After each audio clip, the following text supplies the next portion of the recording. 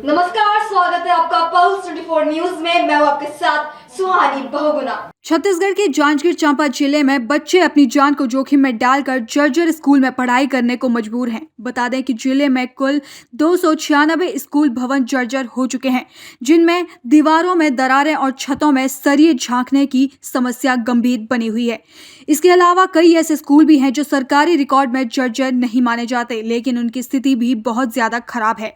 हाल ही में बारिश के कारण कई स्कूलों में छत का प्लास्टर गिर चुका है, जिससे बच्चे हादसों का शिकार हो चुके हैं। वहीं दूसरी ओर जिले में 16 ऐसे स्कूल भी हैं जो भवन विहीन हैं और इनका संचालन अन्य स्कूलों में किसी तरह से किया जा रहा है। इस संबंध में शिक्षक बताते हैं कि भवन की कमी के कारण बच्चों को मवेशियों की तरह इकट्ठा कर पढ़ाया जा रहा है। विभागीय अधिकारियों को बार बार सूचित करने के बावजूद भी समस्या का समाधान नहीं हो पा रहा है। वहीं जिला शिक्षा अधिकारी DEO जांजगीर चांपा ने बताया कि 296 जर्ज स्कूल भवनों में से 96 स्कूलों की मरम्मत के लिए प्रशासकीय स्वीकृति का इंतजार है, जबकि 200 भवनों की मरम्मत के लिए RES को भेजा गया है। बच्चे अभी पढ़ रहे हैं वहाँ पर और ऐसी कोई दिक्कत तो नहीं आ रही है और सभी जगह स्कूलों पे मरम्मत के कार्य चल रहे हैं और जैसा भी कुछ होगा तो उसके लिए शासन स्तर पर प्रयास हमारे जनप्रतिनिधियों द्वारा किया जा चुका है और उसका अनुदान आ भी चुका है और जैसे होगा सब मरम्मत कार्य जारी है अभी और समय के साथ कर लिए जाएंगे सब मरम्मत कार्य। हाँ, नया भवन बनना है अभी और उसके लिए भी राशि हमारे सरकार के द्वारा प्राप्त हो चुकी है। उसका टेंडर होते ही नया भवन भी बन जाएगा। अभी प्रगति पे है काम बहुत सारा अभी स्कूलों पे। कुछ हम लोग का स्कूल बहुत जर्ज है और हम लोग दूसरे स्कूल में बैठते हैं और हम लोग को जल्द से जल्द नया बिल्डिंग चाहिए और हम लोग सर से बोलते हैं तो लोग जल्दी से बना रहे हैं। अभी कैसे पढ़ाई करते हैं? एक साथ पढ़ाई बैठते हैं, कैसे करते हैं? एक साथ नहीं बैठते। अभी पहले दूसरी साथ लगता है ना? हाँ, पहले दूसरी ना यहीं बैठते हैं मिडिल स्कूल में। तो पढ़ने में दिक्कत होता है? हाँ। नाम माही श्रीवास है। आपका स्कूल नाम क्या है? शासकीय प्राथमिक शाला खोखसा। कैसे आप लोग पढ़ाई करते हैं? स्कूल भवन कैसी हालत है आपको? हमारी स्कूल की भवन का हालत अच्छी नहीं है, वो मतलब बिल्डिंग अच्छा से बना नहीं है, जर्जरा है। तो डर लगता है कभी भी बिल्डिंग गिर सकता है? हाँ, हमें डर लगता है कि कभी भी हमारा बिल्डिंग गिर सकता है। तो आप क्या चाहते हैं? आपको नया बिल्डिंग चाहिए, क्या है, कैसा है? हम लोगों को जल्द से जल्द नया बिल्डिंग चाहिए। अभी हम लोग दूसरे स्कूल के भवन में बैठते हैं। अभी पढ़ाई अच्छी नहीं चल रही है हमारी। शिक्षा के क्षेत्र में अग्रणी जिला रहा है। जब बिलासपुर था उस समय भी यहाँ जिला शिक्षा अधिकारी के पद सृजित हो गए थे और जांजगीर चांपा जिला जांजगीर का कार्यालय और अब तो जिला भी बन गए, 25 वर्ष हो गए।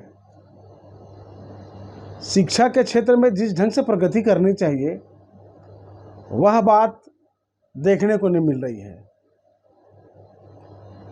अब ये स्थिति आ गई है कि सरकारी विद्यालय से ज़्यादा हमारे ज़िले में प्राइवेटाइजेशन हो गया है, प्राइवेट विद्यालय ज़्यादा हो गए हैं।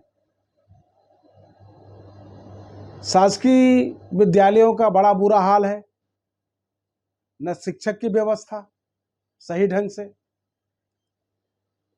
विद्यालय अगर भवन है तो जर्जर हालत में हो गए हैं और कई जगह तो विद्यालय विहीन ही है और उसके नाम से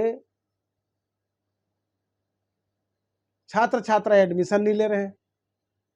भवन ही नहीं रहेगा तो कहाँ से लेंगे? न शौचालय की व्यवस्था, न पानी की व्यवस्था। ऐसा प्रतीत होता है कि छत्तीसगढ़ सरकार शिक्षा को प्राइवेटाइजेशन की ओर धकेल रही है और बिना देखे, बिना स्थल निरीक्षण करे पता नहीं कैसे प्राइवेट विद्यालय एक एक कमरे में पहली से लेकर 8वीं और 8वीं से लेकर 12वीं तक कैसे छोटे छोटे जगह पे होते जा रहा है और अब तो डिग्रियां बढ़ रही हैं कुल मिलाकर। इसलिए शासकीय विद्यालयों के प्रति लोगों का ध्यान भी नहीं जा रहा है। और प्राइवेटाइजेशन में जहाँ पे शिक्षा का नहीं, खाली डिग्रियां बांट रहे हैं, खाली प्रमाण पत्र बांट रहे हैं, ये शिक्षा का हाल हो रखा है। और वास्तव में हमारे ज़िले में इस विषय में गंभीरता से हम जनप्रतिनिधि का हमारा भी दायित्व बनता है कि हम शासन को इस विषय पे हम अवगत कराएं। और मैं अपने वक्तव्य के माध्यम से जिला शिक्षा अधिकारी, और शिक्षा मंत्री तो है ही नहीं, मुख्यमंत्री के हवाले बहुत सारे विभाग हैं, उनकी रुचि है ही भी नहीं है, क्या विषय में क्या करने हैं, कैसा करना है, कोई निर्णय कर नहीं पा रहे हैं, सरकार समझ से परे है। मैं शासन से एक अभिभावक के नाते, मेरे भी परिवार के लोग, पूरी जनता हमारा परिवार है, उनके जो बच्चे शासकीय विद्यालय में पढ़ रहे हैं, पीड़ा होती है जब विद्यालय जाते हैं। गंभीरता पूर्वक शासन नीतिगत निर्णय ले और इस प्रदेश की, इस जिला की शिक्षा व्यवस्था को हम कैसे मजबूत करें, इस विषय पे हमें गंभीरता से विचार करना पड़ेगा। और माननीय गुरुजनों से भी मैं अपील करता हूं कि जहां के विद्यालय बेहतर ढंग से छात्र छात्राएं पर्याप्त हैं, मैं गुरुजनों से भी अपील करूंगा कि अपने कर्तव्य पर खरा उतरें और ऐसा प्रयास करें कि अपने प्रयास के बल पर शासकीय स्कूलों का भी, शासकीय विद्यालयों का भी स्तर सुधार करें। उसमें गुरुजनों की भी उतनी जिम्मेदारी बनती है, हम अभिभावकों की भी जिम्मेदारी बनती है कि विद्यालय का क्या हाल चाल है, उसके लिए हम लोग को भी निरीक्षण और परीक्षण करते रहना चाहिए ताकि विद्यालय के स्तर पर सुधार हो सके। यह गंभीर विषय है, शासन स्तर पर ही संभव नहीं है, हमारी भी जिम्मेदारी वो बनती है, चाहे वो गुरुजन हो, चाहे अभिभावक हो, और खास करके नीति का निर्धारण सरकार को करना होता है। इसलिए शासन से मांग है कि इन गंभीर विषयों पर वो ध्यान दे और इस प्रदेश की, अगर किसी भी देश और प्रदेश या जिला की अगर रीढ़ की हड्डी अगर भविष्य के नागरिक बनाना है तो वह विद्यालय से होता है। अगर विद्यालय मजबूत रहेंगे तो आने वाले समय में हमारा प्रदेश, हमारा जिला, हमारा देश मजबूत होगा। यही बात मैं शासन को से आग्रह करता हूँ। ये ग्राम पंचायत खोकसा है और स्कूल का नाम शासकीय प्राथमिक शाला खोकसा भी हमारे स्कूल में दर्ज है। 1 से 5 तक में 107 बच्चे दर्ज हैं और स्टाफ में 4 कार्यरत हैं, प्रधान पाठक साथ में 3 सहायक शिक्षक हैं। सर देखा जाए सर, भवन बहुत जर्जर लग रहा है और बच्चे लोग कंजेस्टेड बैठे हैं, कैसे पढ़ाई करते होंगे? अब क्या है जी, शासन के आदेश को अब रोक ठोक के रखे हैं मवेशी जैसे, क्योंकि पर्याप्त भवन नहीं है, बिल्डिंग कमरे नहीं हैं। किस तरह से बैठाते हैं बच्चों को? अब एंगेज करके सामूहिक रूप से बैठाते हैं और वो पढ़ाते लिखाते रहते हैं। सर लेकिन बच्चे लोग को समझने में बहुत दिक्कत होता होगी जी। भवन के कैसी स्थिति बताइए सर, जर्जर है, कैसा स्थिति है? अब मरम्मत योग्य है, मरम्मत योग्य है, लेकिन शासन तक बात पहुंचाने पर भी कहाँ का कार्यवाही होता है। मैं तो नहीं मानता, बार बार सूचना देने के बाद भी राशि जारी नहीं हो पाता या कहीं भी लटक जाता है कार्यालय में। हम अपना जवाबदारी अपने संबंधित कार्यालय अधिकारी को अवगत करा देते हैं। क्या बोलते हैं उच्च अधिकारी, क्या बोलते हैं भवन के लिए? आवेदन और सूचना दे दिए रहो, और जो भी गतिविधि होता है स्कूल में, हम संपूर्ण गतिविधि की जानकारी अपने विकासखंड शिक्षा कार्यालय को देते हैं, प्रेषित करते हैं सूचनार्थ सदर प्रेषित होकर के। ये स्थिति है। ऐसा कितने दिनों से इस तरह की दिक्कतें हो रही हैं? अब ये जब से जो पुरानी वाली भवन मरम्मत हुआ है, जिसका निर्माण एजेंसी ग्राम पंचायत सरपंच खोकसा थे, और वो किसी कारणवश गांव के आम नागरिकों के द्वारा विवादित हो गया है।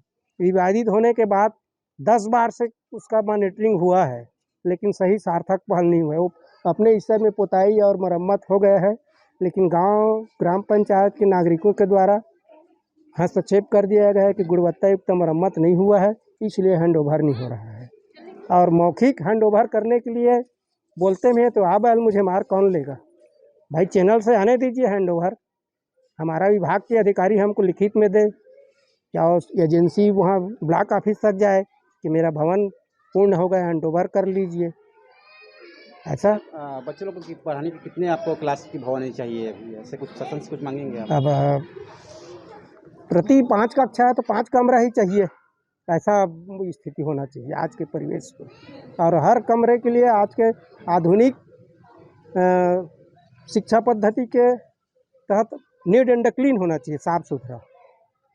अभी कितने कमरे हैं आपके पास? अभी तो 2 ही कमरे हैं अपने पास। तो कैसे करके अब पढ़ाते बस ये देख लीजिए, आप भी मौकेवर आदमी हैं, वही गोदाम है, वही सब चीज़ है, रख रखाव जो भी हमारे अध्यापन सामग्री है वो यहीं रखा हुआ है इर्द गिर्द।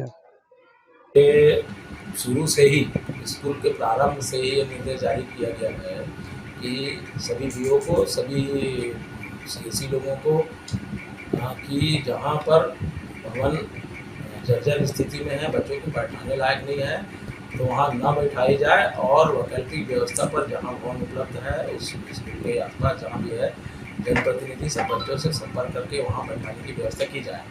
और अभी की स्थिति में जो है सभी जगह बच्चे सुरक्षित भवन में बैठ रहे हैं, विद्यालय संचालित है, किसी प्रकार की शिकायत नहीं। ऐसी तमाम खबरों के लिए देखते रहे पल्स 24 न्यूज।